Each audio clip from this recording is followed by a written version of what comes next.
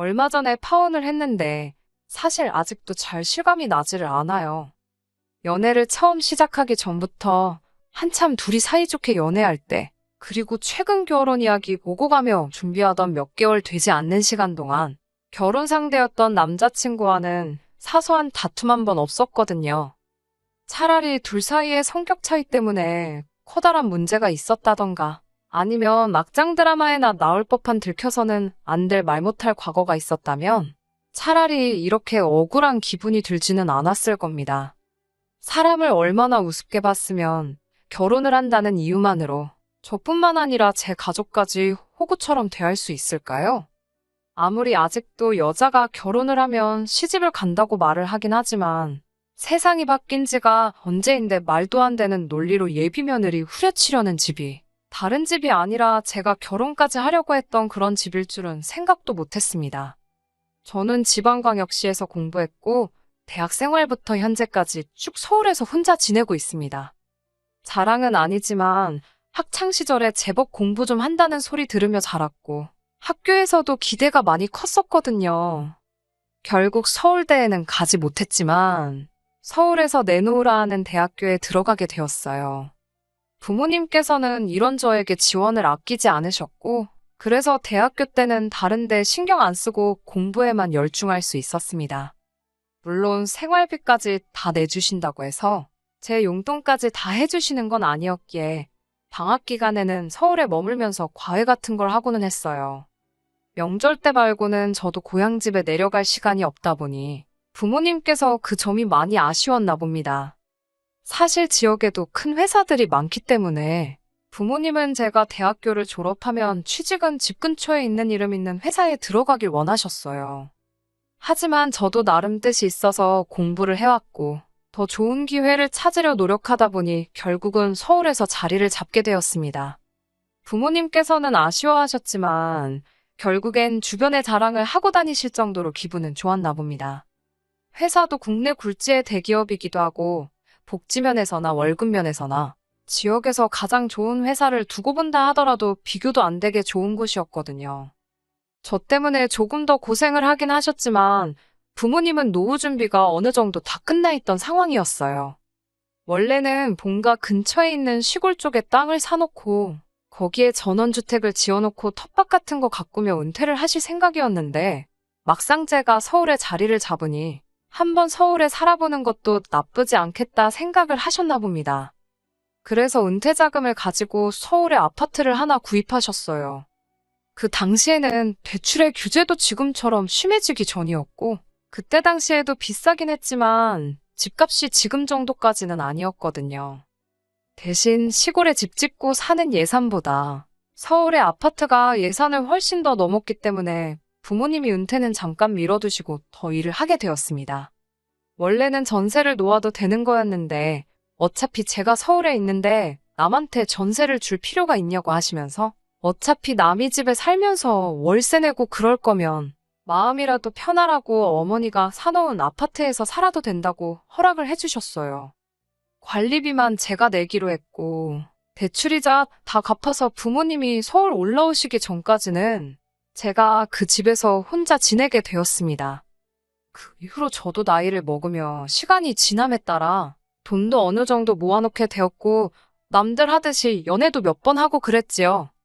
그렇게 결혼 이야기까지 오가게 되는 남자친구를 만나게 되었습니다. 남자친구도 비슷한 학벌에 서로 비슷한 규모의 회사를 다니고 있습니다. 서로 누가 더 잘났네, 못났네 따질 필요 없을 정도로 비슷한 조건이었고 연애하는 동안에 사소하게 다툴 일도 거의 없었기에 두 사람 서로 마음 한구석에서 결혼 생각을 하기 시작했어요. 말씀드린 대로 두 사람 사이에 아무런 문제도 없었는데 신혼집 때문에 이 사단이 나게 될 줄은 정말 상상도 못했네요. 요즘 부동산 시장이 말이 아니잖아요. 매일 뉴스를 봐도 좋은 소식이라곤 하나도 없고요. 덕분에 저희도 고민이 생긴 게 요즘 집값이 더 내려갈 수도 있다. 이자는 날이 갈수록 올라간다 하는데 무리해서 신혼집을 구해야 할 이유가 있나 싶더라고요. 다른 건 몰라도 둘이 모아놓은 돈이 꽤 되다 보니 신혼부부 대출 받으면 낮은 금리로 전세자금 대출도 받을 수 있을 것 같은데 아예 확신이 들 때까지는 전세로 사는 게 더 낫지 않겠나 하는 생각이 들었습니다. 그런 와중에 저희 어머니한테 제안이 왔어요. 어머니도 뉴스에서 집값 문제로 연일 난리인 걸 보고 계시니 고민이 많으셨거든요. 집값이 계속 떨어질 거라는 말은 제가 지금 살고 있는 어머니 명의의 집도 피해갈 수 없는 일이었죠. 다만 저희 어머니는 서울에 집을 구하신 지가 오래되었고 사실 여전히 그때 가격과 비교해보면 집으로 이득을 엄청 많이 본 상황이었어요. 거기에 아직도 소문만 무성한 재개발은 이루어지지 않아서 사실상 아직 집값이 한 번 더 오를 수 있는 호재가 남아있는 상황이고요. 그런데 어머니 입장에서는 이미 올 초에 집값이 최고점을 찍었고 지금 많이 내려간 상황인데 솔직한 마음에 조금 손해봤다는 느낌을 지울 수가 없었나 봐요. 그래서 행여나 집값이 더 떨어지면 떨어진다고 하더라도 어떻게 될지는 모르니 향후 3년 정도는 무슨 일이 있어도 흔들리지 말고 지켜보자는 결론에 다다르셨고 어차피 3년 동안 손 안 댈 집인데 그러면 저희도 그때까지 그 집에서 지내라고 하라는 제안이었지요.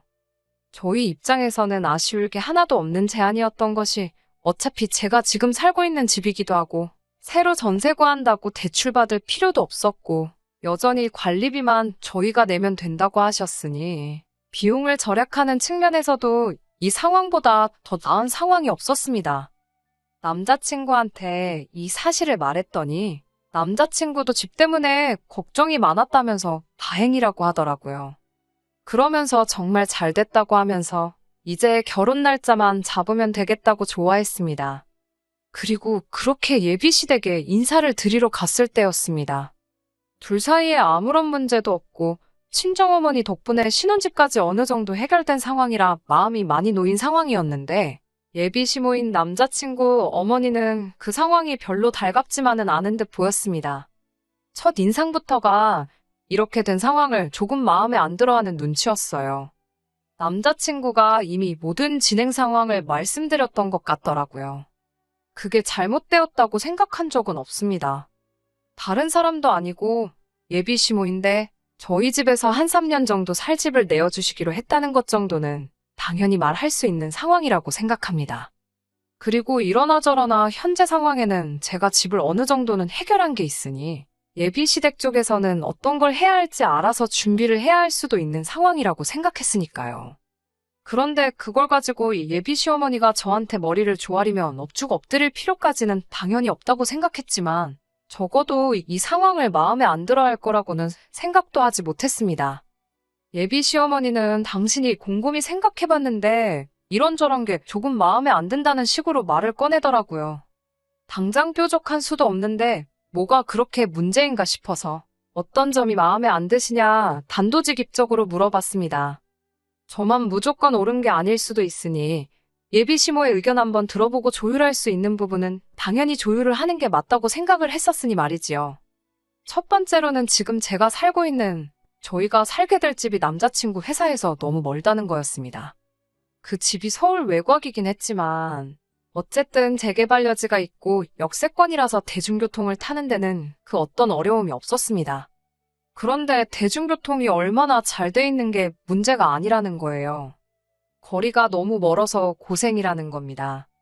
정작 남자친구 본인은 제가 어디서 사는지는 이미 알고 있었고 그 집에서 신혼살림 차려서 시작할 수 있다고 전했을 때 잘 됐다고 좋아했었거든요.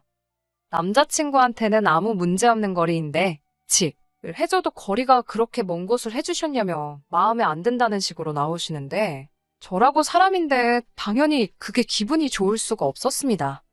오히려 들었던 느낌은 어떤 이유 때문에 그러는 건지는 모르겠지만 예비시댁 쪽에서 저를 그렇게 반기는 듯한 느낌이 들지는 않았지요.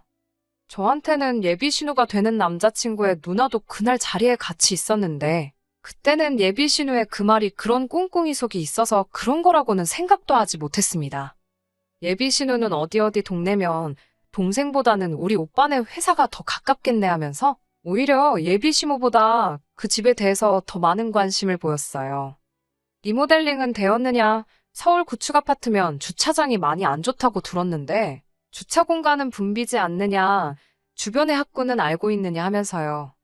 상황이 그런데 그래도 그 집에서 좋은 점을 찾아보려는 예비신우의 행동이 저는 계속 무언가 마음에 안 든다는 식으로 나오고 있는 예비 시모를 설득해주기 위해서 저희를 도와주고 있는 거라고 생각했었습니다. 아무튼 그게 예비 시모, 예비 신우와 처음 만나게 된 날이었는데 그 전까지는 남자친구랑 연애하면서도 단 한 번도 만나는 자리를 가지려고 한 적 없었던 예비 신우가 그 날을 기점으로 이따금씩 형식적인 안부 인사 정도를 나누는 사이가 되었습니다. 사실 그때까지만 해도 예비 신우가 저랑 잘 지내려고 하는 게 앞으로는 신우올케 사이로 지내게 될 저랑 가까워지기 위해서 그러는 거라고 생각을 했었습니다. 양가 상견례는 하지 않았지만 이미 양가에 서로 인사를 시켰던지라 그때부턴 남자친구와 데이트를 하면서도 스드메같이 저희가 간단하게 알아볼 것들은 미리 알아보고 있었습니다. 그런데 언젠가부터 남자친구가 무언가 저한테 말을 꺼내려고 하다 말고 표정도 어두워 보이는 게 뭔가 전하고 싶은 이야기가 있어서 저러는 건가 하는 느낌을 받았어요. 왜 그러냐고 제가 단도직입적으로 물어봤는데 딱히 아무것도 아니라고 대답만 회피하더라고요. 사실 이때부터 조금씩 안 좋은 촉이 오기 시작했습니다. 아니나 다를까 남자친구가 그렇게 행동하게 된 이후부터 예비 신우가 저한테 잘하려고 했던 이유, 시어머니가 뭔가 탐탁치 않아 한다는 것까지 전부 한 번에 알게 되었습니다. 예비 시어머니가 급하게 나눌 이야기가 있으니 자리 좀 만들어 보라고 했던 그날에 자리에 나가기도 전인데 왠지 안 좋은 촉이 들기 시작했었거든요. 급하게 나눌 이야기라던가 기니할 이야기라던가 제 인생에 있어서 그런 식으로 시작된 자리에서 좋은 이야기가 나왔던 적이 한 번도 없었기에 당연히 무슨 일이 있어도 있겠다라는 생각을 해서 그런지 어느 정도 마음의 준비는 할 수 있었습니다. 나간 자리에서 계획에도 없던 예비 신우가 예비 시모와 같이 있는 모습, 그리고 남자친구가 그동안 데이트하면서 보여줬던 안 좋은 표정을 한자리에서 제 눈으로 직접 보니 안 좋은 예감은 거의 확신으로 바뀌게 되었습니다. 제가 도착해서 자리에 앉았는데도 한참 동안 아무도 말을 꺼내지 않고 어색함만 잔뜩 돌더라고요. 매도 빨리 맞는 게 낫다는 생각에 무슨 일로 자리를 만드셨냐 물었더니 예비 신우가 바로 본론으로 넘어가더라고요. 제가 지금 살고 있는 어머니 명의의 집에다가 신혼살림을 차리기로 들었다고요. 거기까지야 저도 이미 밝혔던 사실이니 그렇다고 대답했습니다. 그런데 대뜸 신우가 그 집에서 자기들이 지내면 안 되겠냐고 하는 겁니다. 그게 무슨 소리냐고 대본에 대답을 했지요.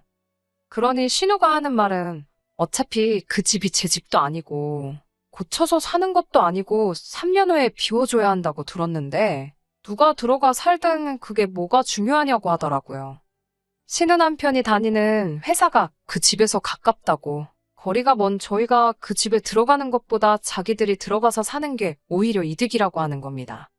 그러면서 첫째도 조금 있으면 초등학생이 되는데 그 동네가 서울에서는 학군도 나쁜 편이 아니다 보니 주변에 학원가도 괜찮게 있어서 애들 교육하는데도 지금 예비 신우가 사는 곳보다 그쪽으로 가서 사는 편이 자기들한테 이득이라고 하더라고요. 어이가 없어서 누가 들어가 살고 말고가 왜 안 중요하냐고. 그리고 그건 신우가 이득인 거지. 제가 이득을 보는 게 뭐가 있냐고 했어요. 지금이야 제가 살고 있는 집이고 결혼 후에도 제가 살게 될 테니까 저희 부모님께서 무상으로 살라고 허락을 해주신 거지. 구태여 다른 사람이 살게 할 거면 새를 놓지 뭐하러 그러시겠냐고요.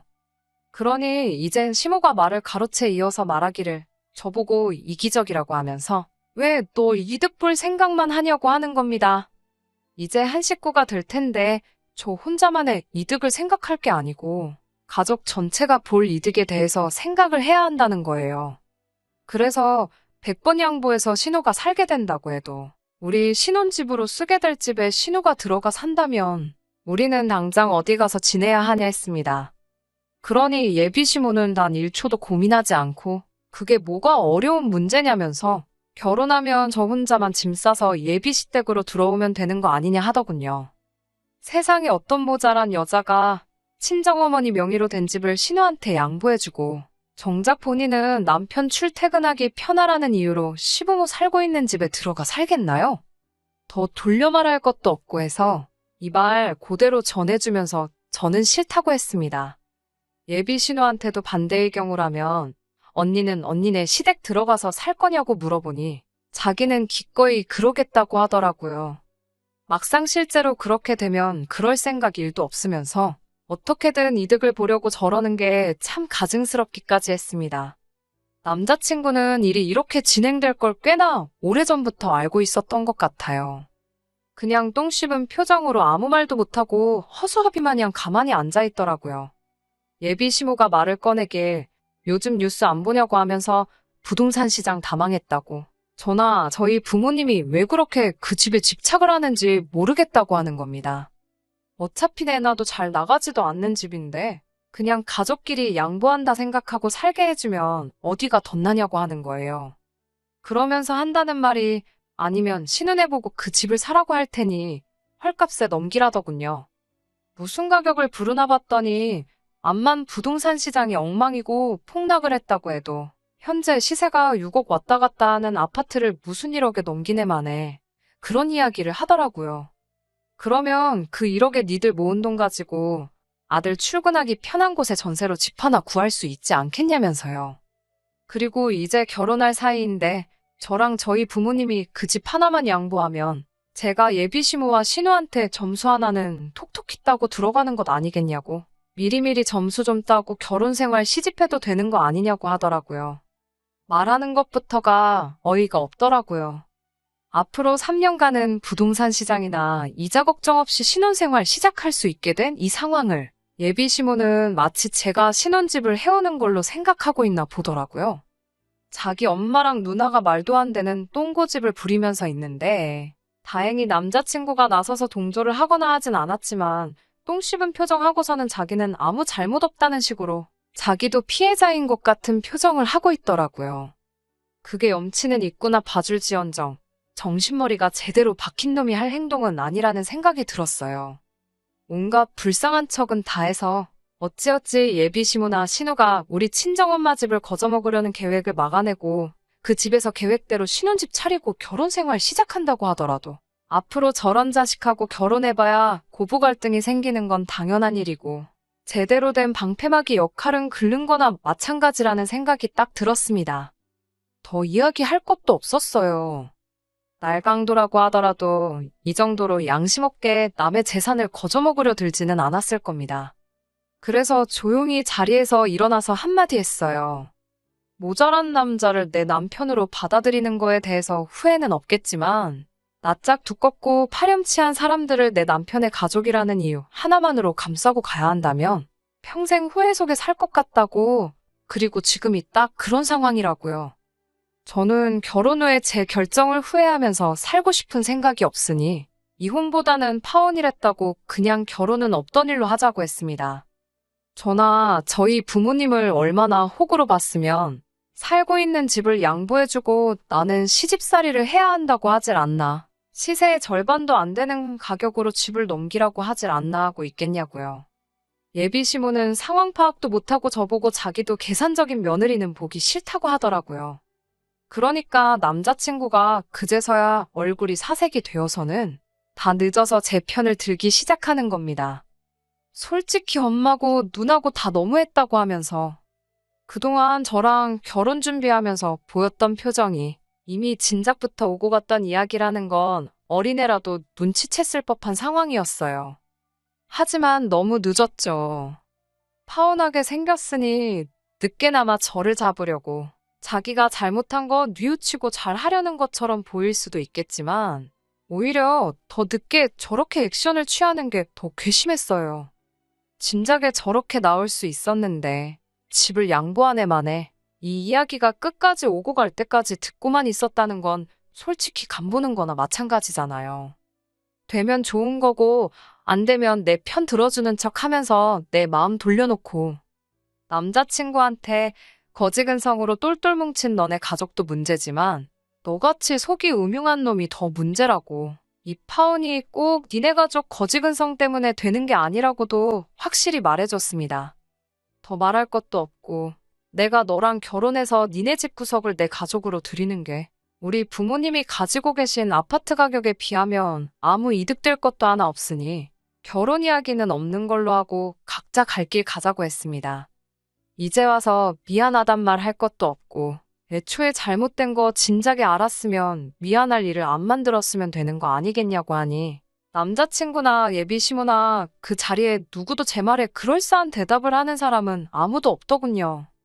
주변 지인 중에서 저한테 그래도 그렇지 그렇게 오래 만나고 결혼 이야기까지 오고 가던 남자친구를 하루아침에 헌신작 버리듯이 버릴 수가 있냐고 하는 사람도 있더라고요.